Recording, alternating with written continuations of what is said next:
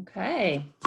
Well, good morning, everyone. Thank you so much for joining us during these unprecedented times as we begin our webinar series, Future Proof: How to Manage Your Career in Times of Change. I'm Michelle Cruiser-Moore, the Executive Director of Enrollment Management at UC Davis Continuing and Professional Education. We're the workforce development of the university. We offer courses and programs that give you professional skills to stay engaged, confident, and impactful at every point in your career. We have created a robust webinar series to support you through these difficult times. The series is led by Andrea Weiss. Andrea has over 20 years of experience in career counseling, outplacement, training, and nonprofit executive search. As a national certified counselor and master career counselor, she's helped hundreds of individuals by providing personalized, confidential career counseling services to identify and pursue satisfying careers, manage successful career transitions, and take advantage of new opportunities. Her experience also includes designing and delivering employee development workshops on a variety of topics, including career management, job search, resumes, LinkedIn, interviewing, networking, and the Myers-Briggs.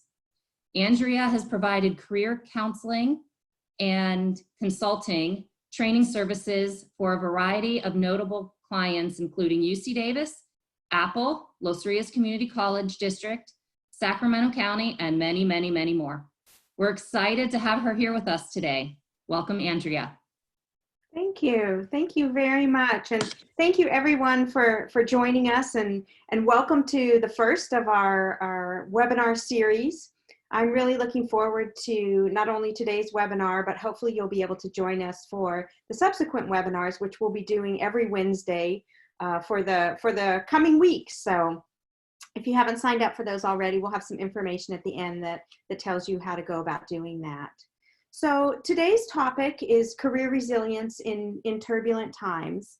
And as we go through the webinar, if you do have a question, you can feel free to type that in the Q&A box that you should be able to find at the bottom of your screen. You can click on that Q&A icon and type your question in there. Can't guarantee we'll get to every question, but we will try to get through questions, and we'll leave some time at the end for that as well. So these are definitely challenging times, and so hopefully today's information will provide you with some steps that you can take to begin feeling like you're a little bit more in control of where your career is headed and be more career resilient. So just a quick little overview of what we're going to cover this morning. We're going to talk a little bit about what is resilience in general, and then what does it mean to be career resilient. And then I'll share with you some practical steps that you can do to increase your career resilience. Throughout the workshop, I'll be sharing with you some available resources that you might want to tap into. And then, as I mentioned, we will have some time for Q&A at the end.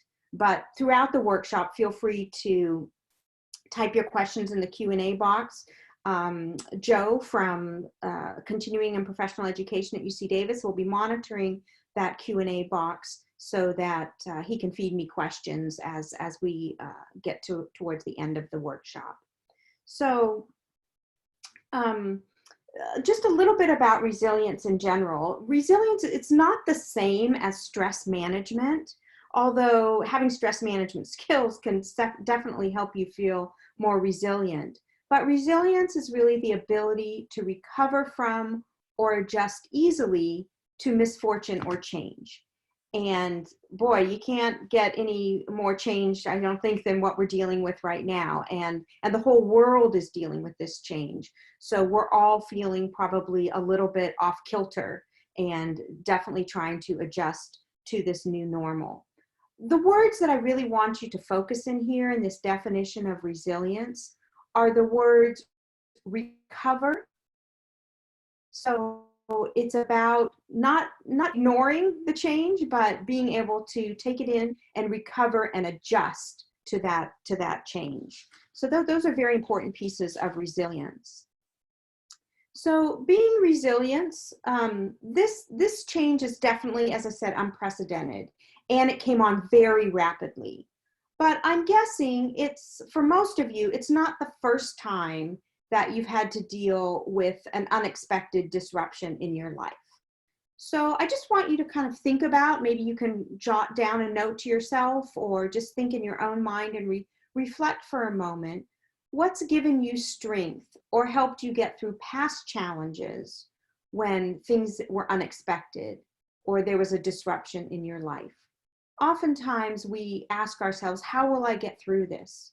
But recalling times when we've had the strength and we've come up with strategies for getting through other challenges, and we remind ourselves that we've been able to do that, it can give us more confidence and help us feel more resilient during the current upset that we're dealing with.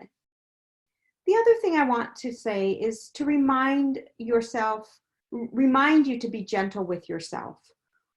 Carol Kirschnitt, who's a director at the UC Davis Counseling Center for Staff, had a great comment that she made recently in a talk that she was giving. And she was mentioning that anything new and different is hard. And trying to adapt to that new and different world is also very stressful. So if you're feeling tired and anxious, these are normal feelings. So try to be gentle with yourself. And even though you're seeing all sorts of things about what you can accomplish during this stay-at-home time, don't put too many expectations on yourself. Pick a few things that you can do and that you can do well, but give yourself a break as well so that you can manage your own mental and physical health along the way. And be aware of what you can control and try to let go of what you can't. And these same principles apply not only in general to being resilient, but also when we think about career resilience.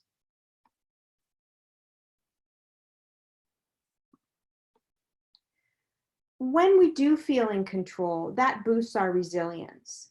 So your decision to work towards a greater sense of control will help you become a more resilient person. And believing that you do have some control over your life is important for wellness. So resilience allows us to adapt in the face of adversity. So that's some general information about resilience, but I want to take it one step further and talk about career resilience. That's really where my background and experience comes into play. And career resilience, like resilience in general, is about having the skills and ability to take control of one's own career development and be able to actively manage one's work life, even in a rapidly changing environment.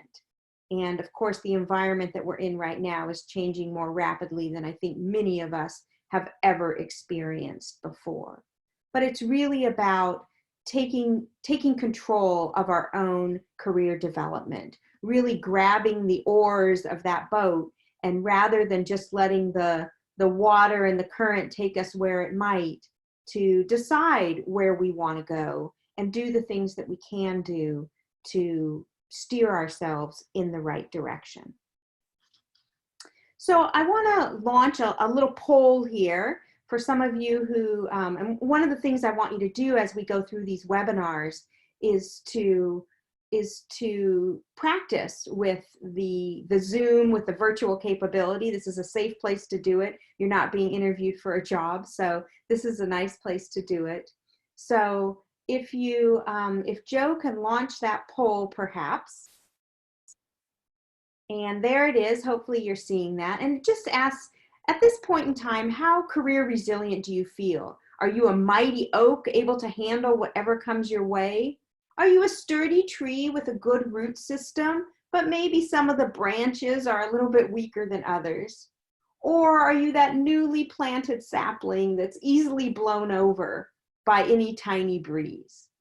So take a minute and check which area you feel you land into at this point in your career.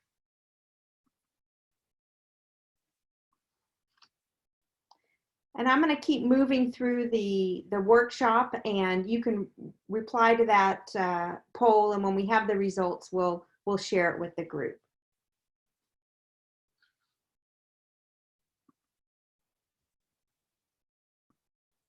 So I want to jump into some practical things that you can be doing to help feel more career resilient, to move your career forward even during this time of unprecedented change.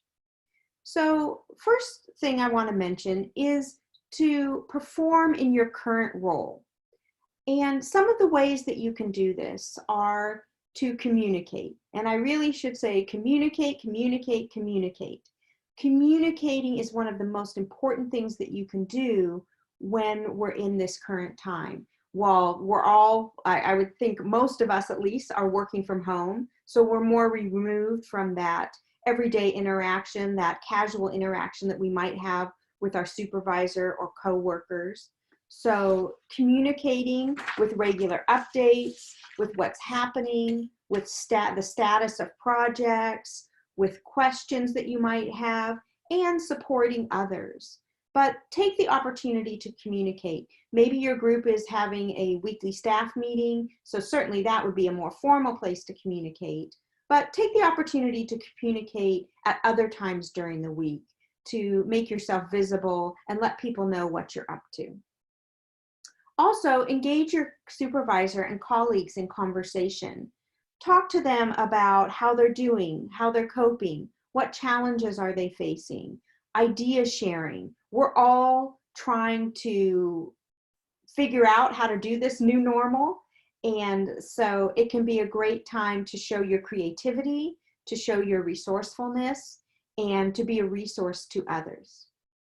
Also, in your current role, anticipate needs and do some proactive problem solving.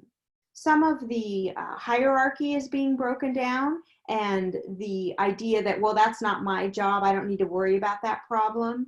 You know, everyone is thinking how to make things better. So do think about what might be coming down the road. How are we going to handle a problem or a project that might be coming up next month or next week?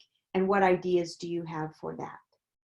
Say yes to new opportunities. There's some opportunities that are falling to the wayside, but at the same time, there's lots of new opportunities that may be emerging or that you might be able to take advantage of during this time.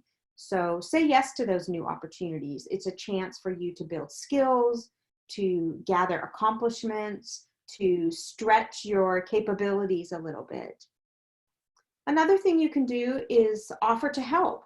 Again, offer to help in an area that may not be the area that is necessarily part of your job, but this gives you an opportunity to showcase untapped skills. So all those times you sat at your desk and you wanted to try something out, or you wanted to build your skills in a particular area, or you had some skills that you had gained outside of work or in a previous job that you weren't being able to use in your current job.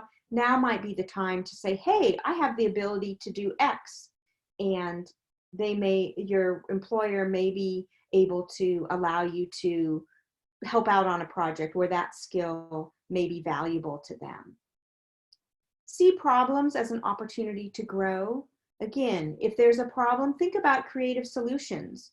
We're all trying to figure out how to do things differently. And again, this can be a great opportunity to highlight your creativity. And of course, ideally in your current role, you're going to try to stay positive and calm and be that person who in your work group is the one who can keep things on an even keel and focus on the problems to be solved, and not just complain about the situation we find ourselves in, but to also develop solutions. And that's going to help you be seen as an invaluable team player. So one of the other things that you can be doing to help make make yourself more career resilient and to get through these turbulent times is to build your skills. And lots of times in our work, we're so busy doing the tasks at hand that we don't have time to do that skill building.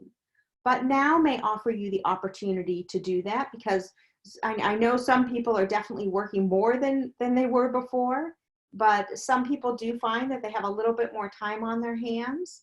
And so building skills can be a good way to spend that time. Certainly, if your current employer is providing any kind of training, that would be valuable.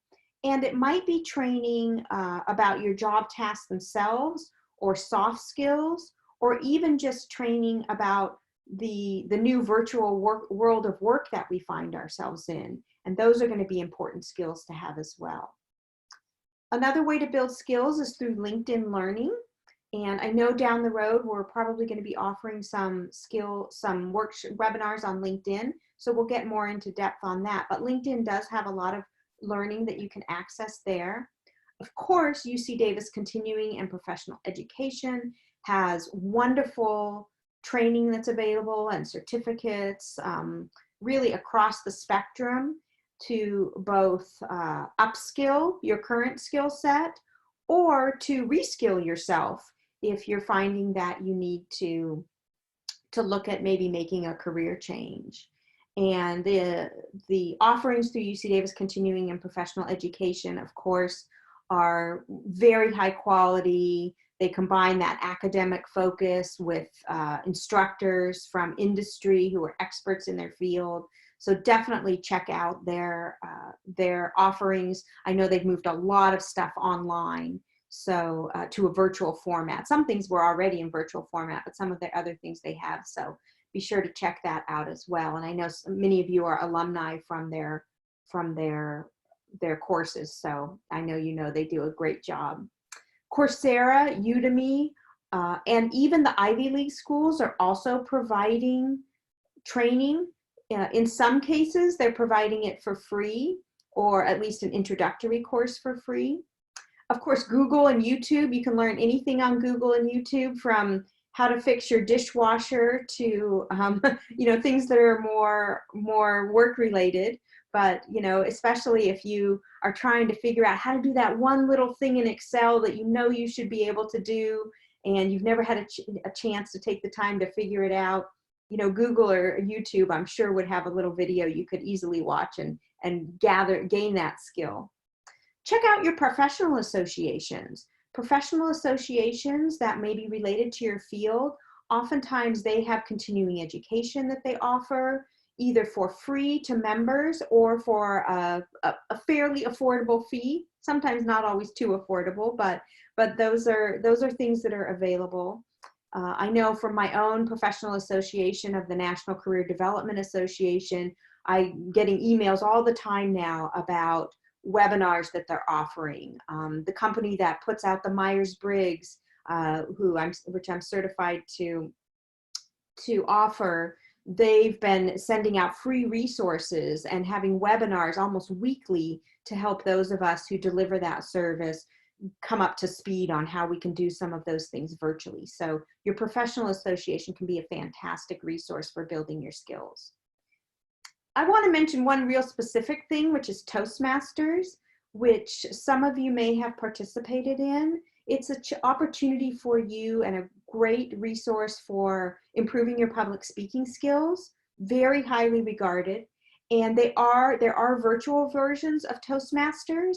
And I know public speaking and being able to, even if you're not doing a formal public speaking, even for your interviews, building your presentation skills, your confidence in speaking is really one of the most critical things you can do. So I would strongly encourage you to maybe check out some of those Toastmasters virtual chapters that you can participate in. And then one other thing I want to talk about in terms of building skills, particularly at this moment in time when there are so many organizations out there that are in need, is to build your skills through volunteer work. And of course, right now, most of that volunteer work is happening virtually. There are some opportunities to volunteer in person, particularly at things like food banks and those kind of organizations that are on the front lines. And volunteering can allow you to maybe practice your leadership skills, your supervising volunteer skills, those kind of things, so that things that maybe you're not getting the chance to do in work, you can build those skills outside of work in a volunteer capacity. And going to something like Volunteer Match, there are opportunities there for virtual volunteering or for in-person volunteering if that's something you're comfortable with. But if not, then virtual volunteering is also an opportunity. So again, I just want you to reflect for a moment, maybe on a piece of paper or somewhere, jot down what is one skill that you might want to develop over the next several weeks. And it could be something really small that you're just gonna check out on YouTube and learn how to do that one little thing. Or maybe it's a larger skill that you're gonna look for a class at UC Davis Continuing and Professional Education or through LinkedIn Learning. Or maybe it's a full-blown certificate program that you want to participate in. You're finally gonna get your PMP, your project management professional certification, and you're gonna do the UC Davis Continuing and Professional Education program on that so that you're eligible to take the test.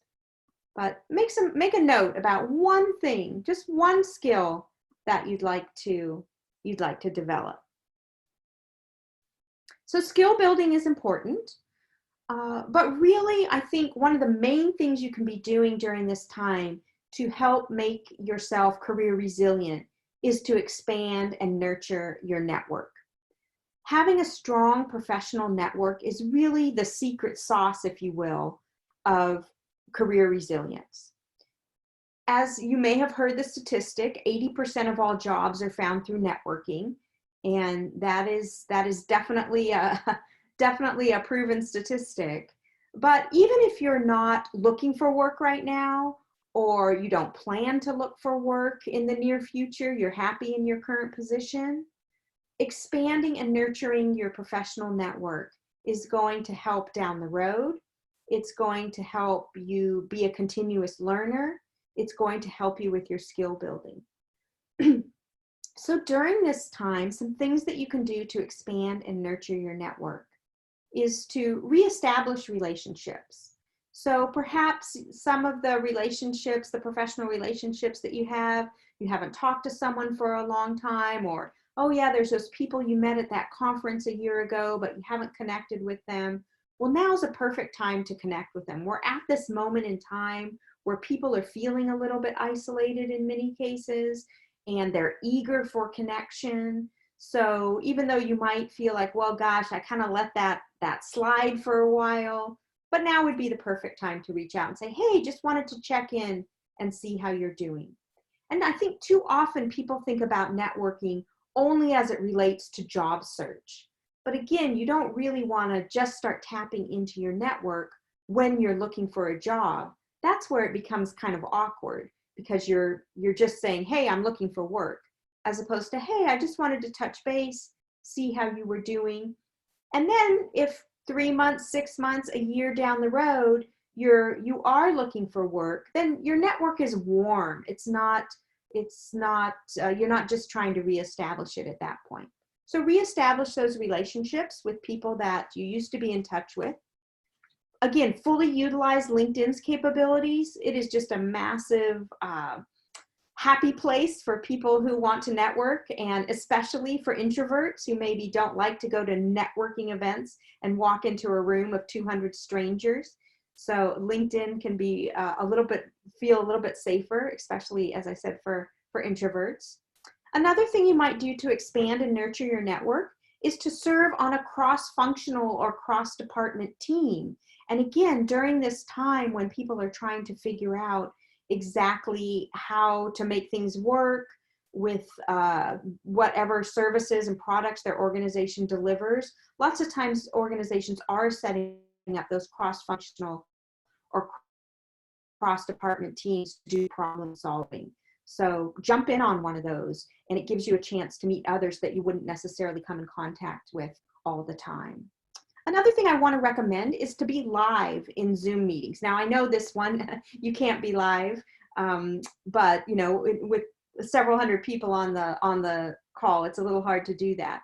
But when you're having a meeting with your team or with a client or a customer, try to be live, turn on your video, make comments, use those reaction buttons, practice with that. You know, I think as we move forward, there's going to be more and more virtual meetings. And so, you know, the sooner you can get comfortable with that, the better. And being live in the meeting gives someone a chance to feel more connected with you, to actually see your face. And that's going to help build that relationship. And take the time to connect with customers and clients. You know, that person that maybe you just have a quick transaction with typically on a day-to-day basis or a week-to-week basis, or maybe it's once a month when you process their invoice or something like that. Take the time now to actually have a conversation with them. Check in. How are they doing? Those are the kind of folks that down the road may be helpful to you if you are in a job search or if you're looking for a resource. So take the time to really connect with them. Again, I want to mention volunteering. That's a great way to expand your network, especially if you're thinking about making a career change. If you can start to volunteer in an industry or an area that may help you build your skills or make connections with folks that are in a field that you're trying to make a little bit of a switch to, that can be a great way to do that. And then one other thing I want to mention about expanding and nurturing your network is to perhaps reach way outside of your network. So again, now might be the time to reach out to that person who you've always admired. Maybe it's even someone that's a tiny bit famous, or maybe not famous in terms of celebrity famous, but perhaps famous in their field or really highly regarded in their field. For example, I just reached out to someone in the career development world who is a highly regarded author. I have referred my clients to her books on multiple occasions. And I just decided the other day, you know, I'm just going to reach out to her. I don't know if I'll hear back from her, but I connected with her on LinkedIn, and indeed she got right back to me, and we had a little bit of an exchange. And probably under normal circumstances, she wouldn't have been someone that I would have felt comfortable reaching out to. But at this moment in time, I thought, you know, what the heck? She's probably not quite as busy as she used to, maybe not getting quite as many emails. So I'm going to reach way outside of my network and see if I can start a conversation with her. Someone's asking in the questions, what book did she write? Her name is Lindsay Pollock, and she wrote a fantastic book, which is called College to Career. And I think it has a little bit of a subtitle as well. But it's a really great book on helping folks kind of move and what steps they should be taking while they're in college, and then immediately following college as they move into their careers. So it's one of the books that I always like to recommend to my clients who are launching their careers or in the early stages of their career. So expanding and nurturing your network. And remember, 80% of all jobs are found through networking. But when you're ready to launch a job search, you don't want to just start your networking at that point. You want to have a warm, active network that you can reach out to and start engaging in your job search, as opposed to just starting to build it. So another thing that I would recommend that you do to improve your career resilience, and during these turbulent times, it's oftentimes a time to reflect. And I think quite a number of people, I know I'm hearing this from my clients, that they're really kind of rethinking how they want to, where they want to take their careers going forward. You know, they may have been hoping to telecommute for many years. Now they're able to do it, and they're realizing what a difference that makes. Or they're realizing how much they really enjoy being in the workplace and being around other people. So these times are really forcing us to rethink what brings meaning to our lives, what brings meaning to our work. And so I would encourage you to, find a little bit of space in your day or in your week or in your month to reflect a little bit about what does bring meaning to your work. Identify the accomplishments, not just everything you've accomplished, but particularly focusing on the accomplishments that have really brought you satisfaction. And how can you tweak your career a little bit so that you get to do more of those kinds of things? Similarly, determine what skills you most enjoy using. And not just the skills that you have, but which things in your skills toolkit that you carry around with you, both job specific and those softer skills, and figure out which ones that you most enjoy using. You can also spend some time exploring career options and career paths through the Bureau of Labor Statistics website, which is B as in boy, L as in little, S as in Sam, bls.gov/OOH,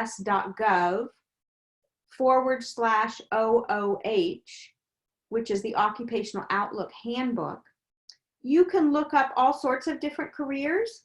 So you could look up a speech pathologist. You could look up a kindergarten teacher. And the BLS site will tell you what do they do, how do you become one, what's the job outlook, what's the pay, what are related careers, where to go for more information. So it's a great first place to go to explore different career options. So now might be the time to take a look at some of those. Maybe look up your own current career and see what careers relate to that. Now, some of the information there about what careers are growing may be a little bit different since, January to now, because we've turned on a dime. But you can also Google, there's lots of information out there about right now about what fields are hiring and where the job growth is, those kind of things. But again, I would encourage you to do those first 3 steps of assessing what brings meaning to you, what skills you like to use. Sometimes I'll have clients come to me and say, well, just tell me what are the fastest growing jobs and then I'll choose one of those. But if that's not a field or a job that interests you, then you're really kind of setting yourself up for disappointment. So yes, some jobs in healthcare in general, that field is growing. But if you don't want to be a surgeon or you faint at the sight of blood, then you might say, well, I have to write off healthcare. But there's many other things within healthcare that you might do, from human resources to supplies to fundraising, all different sorts of things. So don't just follow what the hot jobs are. You can identify those fields that are growing and then look for jobs, occupations and roles within that field that interest you. Another thing I would encourage you to do is to update your resume. You're always supposed to have an updated resume. I don't even have an updated resume, so follow my advice, not what I do. But updating your resume, now's a good time to do that. Get those accomplishments on there. Make sure that your resume is a modern resume, what a 2020 resume should look like. And I think we're going to be doing a webinar a little bit later on resumes, so you can tune in for that one. Now's a great time to either create your LinkedIn profile or at least to update your LinkedIn profile and make sure that it's communicating what you want it to communicate and it's branding you in the proper way. I would also encourage you to hone your virtual interview skills. That's a great way to prepare for whatever may come next. And we are going to be doing a webinar on virtual interview skills here very soon. Interview skills in general are good to hone, but I think as we move forward, particularly early stage interviews are definitely going to be done virtual. And I know even sometimes now you'll be asked to just record that initial screening interview where there's nobody on the other side. They're just putting questions on the screen and you're answering, and that can feel very awkward. So we'll talk about that in a subsequent webinar. And then as you think about these that you're going to reflect on and prepare for, you want to make a plan. Make a plan and write it down. I'm sure you've all heard that if you write down your goals, you're much more likely to accomplish them. And so now's a good time to set out a plan for yourself. And, you know, again, kind of going back to what I was talking about in the beginning of the webinar, I think you want to make your plan something that maybe is a little bit of a stretch, but something that's doable, something that's achievable, even in spite of all that you're having to deal with right now, which may be homeschooling kids and worrying about elderly relatives or caretaking, or just getting groceries can, takes quite a bit longer. So don't put too much on your shoulders, but see if you can work in some of this over time to help ensure that you'll be career resilient going forward.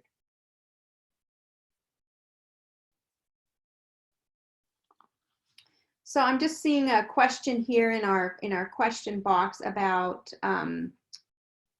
someone asked about LinkedIn capabilities for networking, and there are so many things that you can do there. I'm not going to get into that all now because we are going to have a webinar upcoming on LinkedIn where we're going to get deep into how to use LinkedIn for networking. But I would encourage you to at least get your basic LinkedIn profile set up. And LinkedIn has a great help section, which will walk you through some of the things that you can do to build a good, strong profile. Because that's the first thing you want to do, is you want to have a good, strong profile before you start doing a whole lot of networking. And then someone else asked, how do you manage starting a new career just as the economy tanks?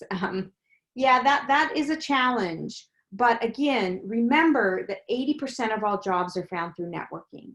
So while yes, you'll want to be on some job boards and, doing some of that kind of thing, too often people spend all their time behind their computer applying to jobs off of job boards, and they don't spend nearly enough time engaging their network to let them know what they're looking for and asking for information, for suggestions, for other people that you might talk to.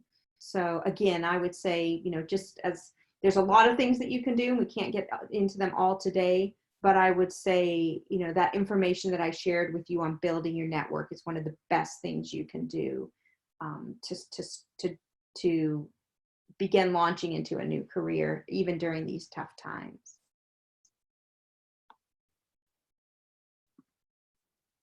So these are the upcoming webinars that we have. The one coming up next week is on networking. What do you know?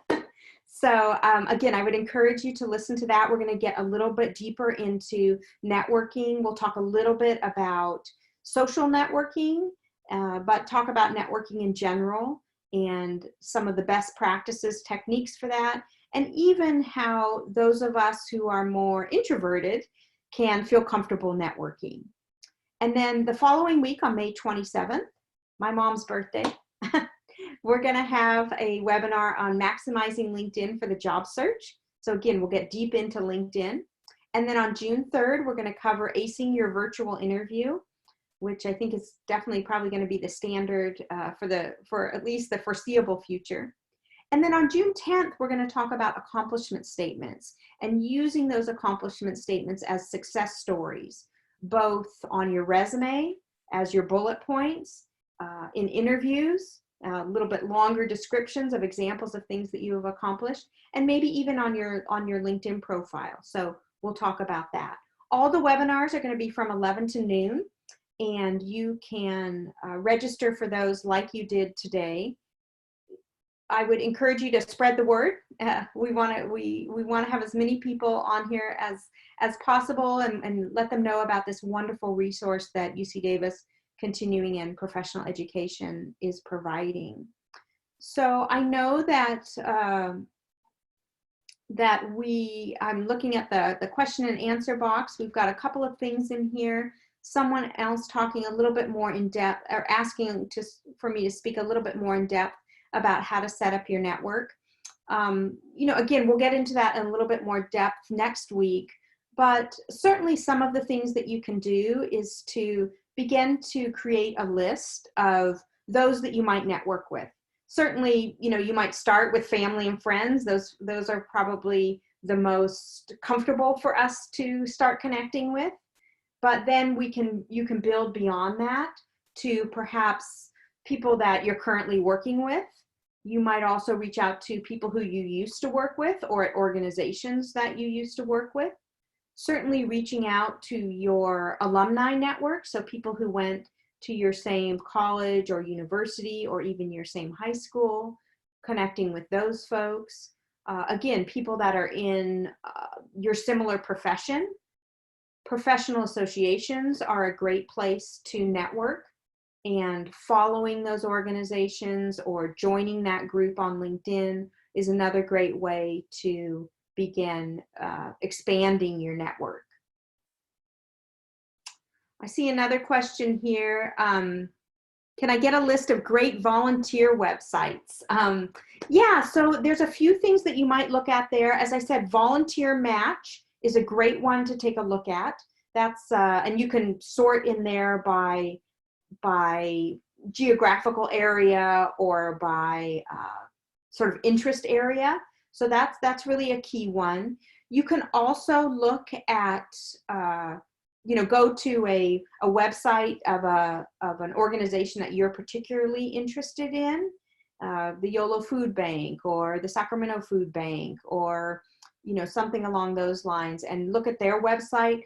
All of those websites, usually they will either have a button that says volunteer, or they'll have a button that says get involved or something like that. That's usually where you can find any kind of volunteer activities that they have. Here in the Sacramento region, we have an organization called the Impact Foundry. It's impactfoundry.org. You can go on there and you can look at a list of their members. Again, you can sort it by organization name or by interest area. And then you could look and see which organizations interest you, visit their website, and see what kind of volunteer opportunities they have.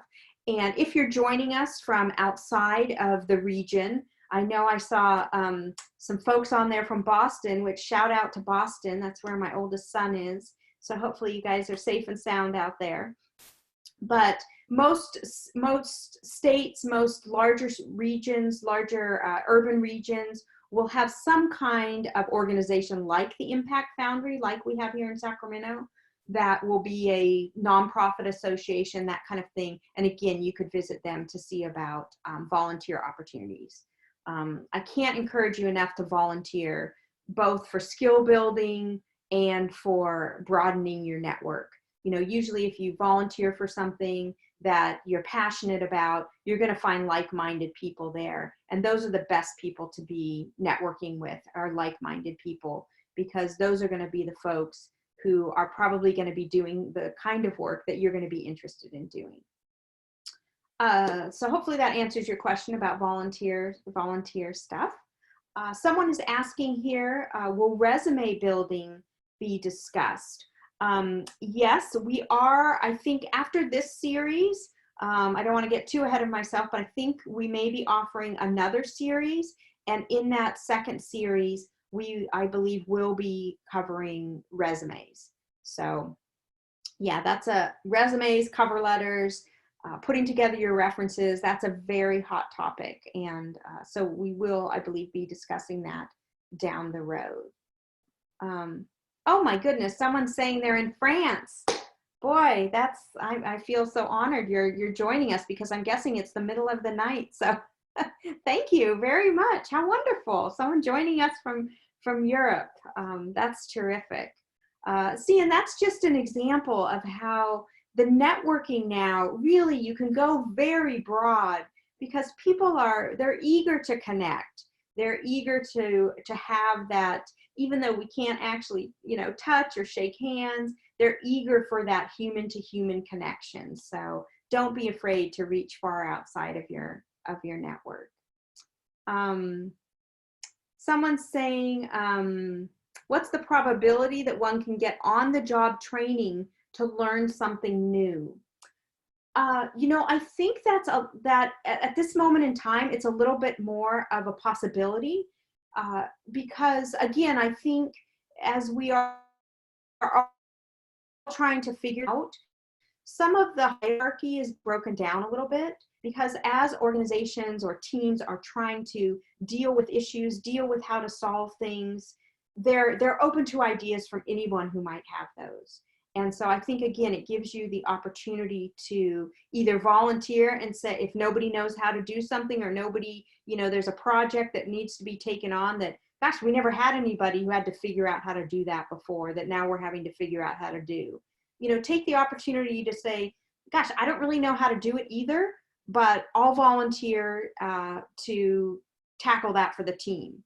I'll research it. And even though that's, your own self-learning and on-the-job training that you're giving yourself, it can be valuable.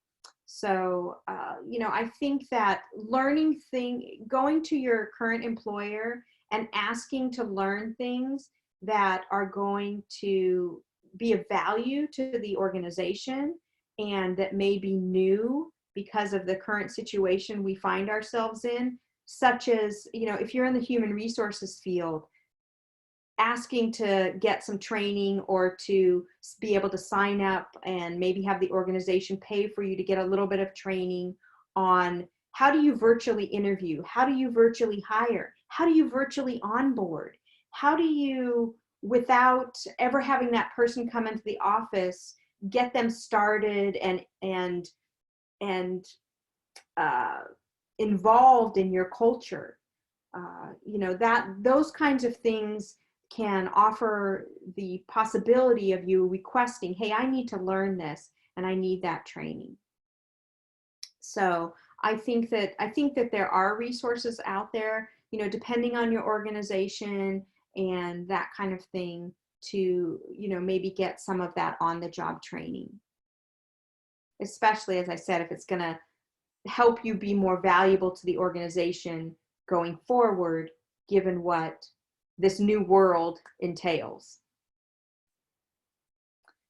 So I'm happy to answer other questions that people might have. Again, I think I said to type them in the chat box, but in actuality, you can type them in that question and answer box. And so feel free to continue to put your questions there. Oh gosh, there's someone from Brazil. Wow, this is perhaps my first international webinar that I'm doing. Wonderful. So someone is asking, due to the current nature of things, my CME funds have pretty much been frozen. So thank you for offering this free series. Oh, not a question, but a comment, but thank you very much. Wonderful, wonderful. Glad to be able to help out, and kudos to UC Davis Continuing and Professional Education for sponsoring this program. So someone is writing, I belong to the experienced generation, in parentheses they put older. I like that, the experienced generation, and it makes me vulnerable to change careers. How to move forward on this? Yeah, so, a lot of times my clients will express their concerns about ageism, and I will say that kind of goes at both ends of the scale, both on the experienced or seasoned generation, and also for those who are just starting out, that they feel like, I don't have any experience, so how can I get the job? At either end, I think being a continuous learner really helps, because you're adding skills and you're showing that you have the capability to learn.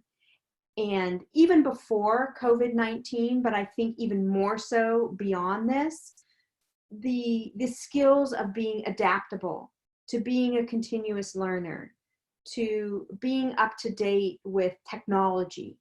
Those are things that, no matter what your age, are going to be critical.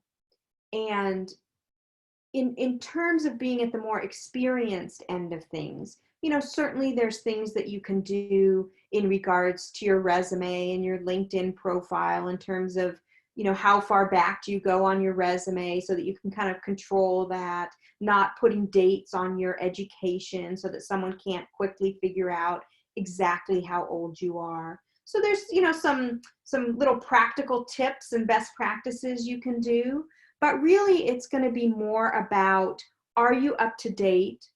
Are you a continuous learner? Can you show that you're engaged with your network. And this is where networking becomes really important as well, because you don't want to just be an anonymous person coming across on a resume. You want someone to be thinking about hiring you or recommending you for positions who knows you, who knows your personality, who knows that you're eager and energetic and able to learn and grow and open to new ideas. And those kind of things are what's going to help you get over that hurdle and be able to move your career forward where you want it to go. So someone's saying here, where would you look for information about what is available for coaches?